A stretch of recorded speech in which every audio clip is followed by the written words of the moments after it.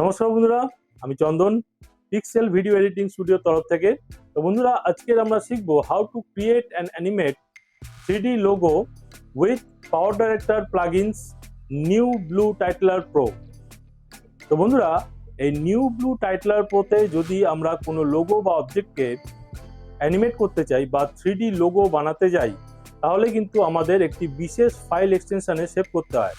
তো আজকে এটাই শিখবো যে কিভাবে সেই বিশেষ ফাইল এক্সটেনশনে আমরা সেভ করব এবং সেটাকে নিউ ব্লু টাইটলার প্রোতে নিয়ে গিয়ে আমরা অ্যানিমেট করব। তো চলুন বেশি দেরি না করে আমরা শিখে নিই কিভাবে 3D লোগো বানানো যায় এবং তাকে আমরা অ্যানিমেট করতে পারি নিউ ব্লু টাইটলার প্রোতে।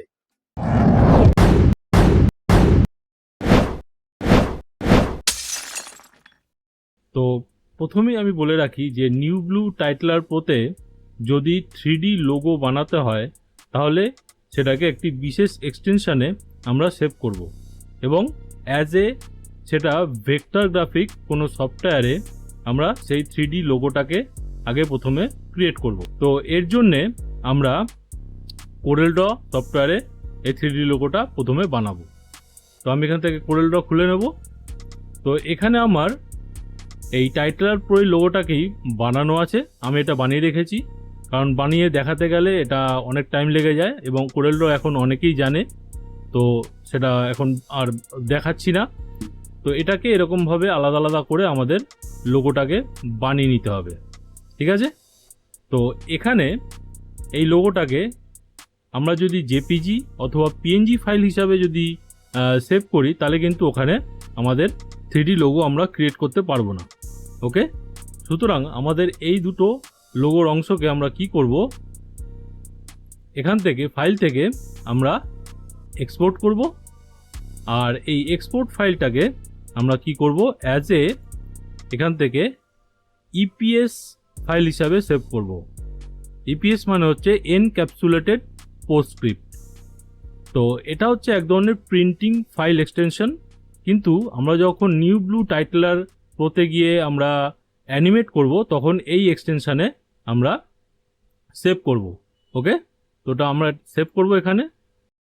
আর এখানে আমাদের কতগুলো সেটিং আছে, এগুলো পজ করে দেখে নেবেন, যেরকম সেটিং আছে সেই সেটিংয়ে আমাদের করতে হবে। ওকে, এটা হচ্ছে জেনারেল, আর অ্যাডভান্সে আমাদের এরকম থাকতে হবে। আমরা এখান থেকে ওকে করব। তো এবার এটাকেও আমরা একই রকমভাবে সেভ করে নেব। তো এইবারে ওই দুটো ফাইলকে আমরা এখানে নিয়ে চলে আসব।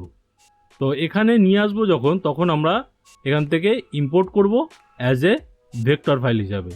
ওকে, তো এবার আমরা এখান থেকে অ্যাড শেপ করব। এখান থেকে আমরা রেক্ট্যাঙ্গেল শেপ নেব। তো এরকমভাবে কোনায় নিয়ে গিয়ে এটাকে পুরো পেজের সাইজে আমরা বড় করে দেবো, আর এখান থেকে এই লেয়ারটাকে একদম আমরা নিচে নিয়ে আসবো। তো এবার আমাদের সামনে এটা ভিজিবল হয়ে গেছে, এটাকে আমরা সেন্টারে নিয়ে যাব।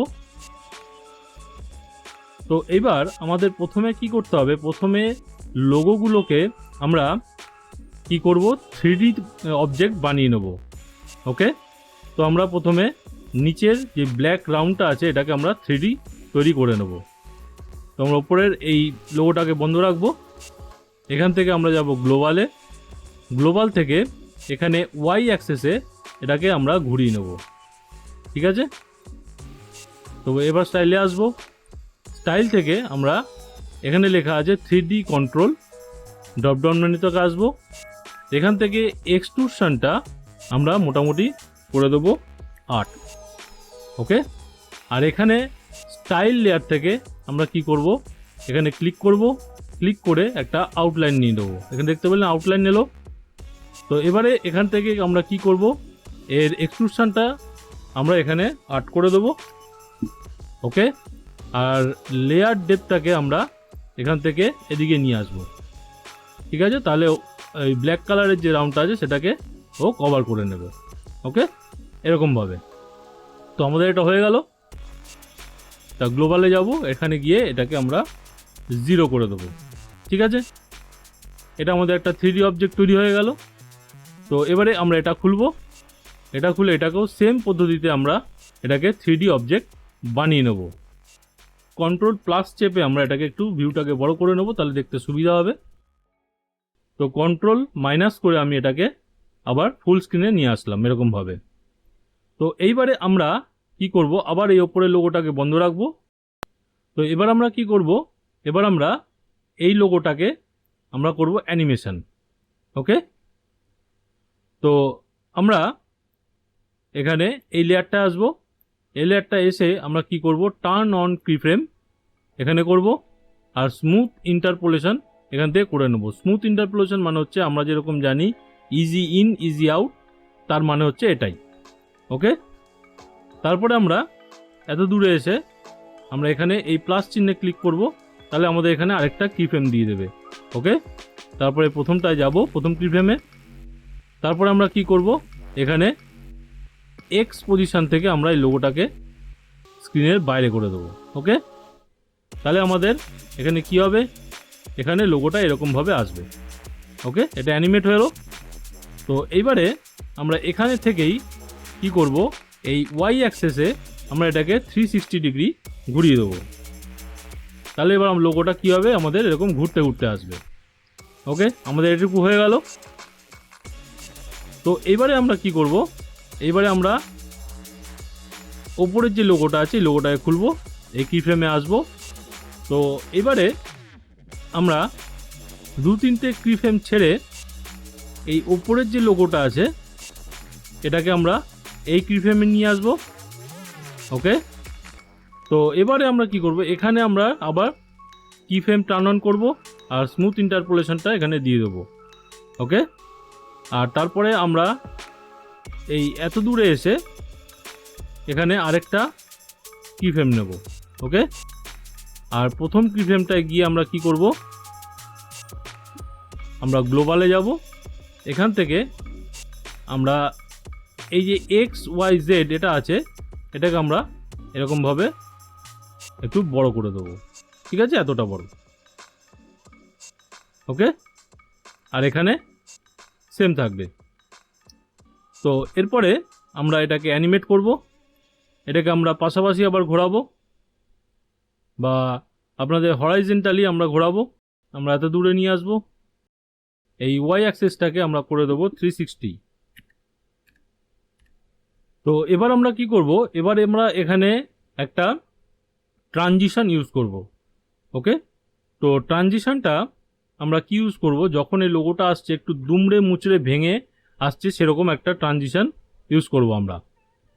তো আমরা এর জন্য এখানে যে চিহ্নটা দেখতে পাচ্ছেন, ওকে, এখানে আমরা ক্লিক করব, এখান থেকে আমরা যাব ড্রপডাউন মেনু, এখানে তারপরে যাব আমরা ট্রানজিশনে, এখান থেকে কাইনেটিক মোশন প্যাক ক্লিক করব, এখান থেকে যাব আমরা উইথলেস, এখান থেকে আমরা যাব ফুল নেলসন যে এফেক্টটা আছে এখন দেখতে পাচ্ছেন ওপরে নিয়ে গেছি। তো এখানে এরকমভাবে অ্যানিমেশনটা হচ্ছে, এটাকে ডবল ক্লিক করব, তাই এখানে আমরা ট্রানজিশনটা এসে যাবে। তো এই ট্রানজিশনটাকে আমরা স্লো এবং স্পিড দুটোই করতে পারি। আমরা যদি এরকম বাড়িয়ে দিই তাহলে এটা স্লো ট্রানজিশন হবে, আর যদি এটা কমিয়ে দিই তাহলে এটা ফাস্ট ট্রানজিশন হবে। আমি একটু এখানে দিয়ে দিলাম, বাড়িয়ে দিলাম। ওকে, তো এরপরে আমাদের এটা হয়ে যাওয়ার পরে এটা এরকমভাবে ঘুরবে। তো তারপরে আমরা কি করব, তো এখানে আমরা এবারে একটা টেক্সট অ্যাড করব। তার জন্য আমরা যাব অ্যাড টেক্সটে, এখানটায়, এখান থেকে আমরা স্ট্যাটিক টেক্সট নিয়ে নেবো একটা। ওকে, এবং টেক্সটটাকে আমরা এখানে মডিফাই করে নেব। ওকে,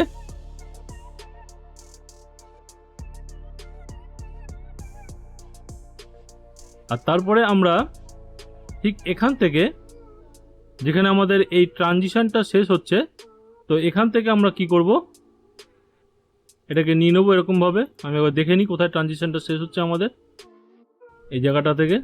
তো টেক্সটটাকে আমরা এখান থেকে নিয়ে নেব।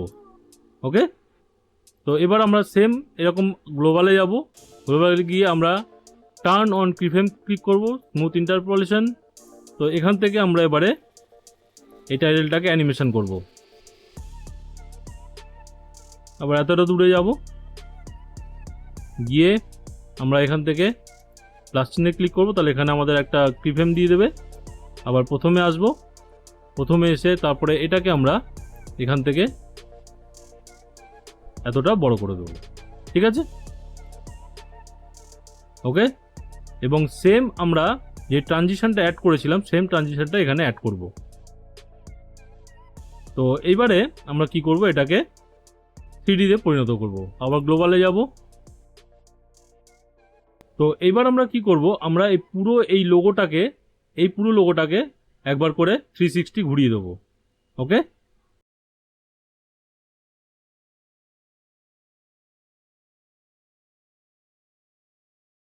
এখানে এসে আমরা এখানে ওয়াই অ্যাক্সিসটাকে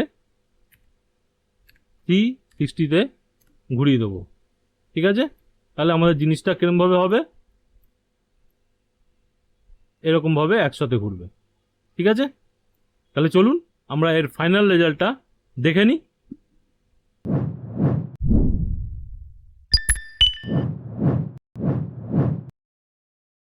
তো বন্ধুরা, আমরা এরকমভাবেই নিউ ব্লু টাইটলার প্রোতে 3D লোগো অ্যানিমেশন করতে পারি।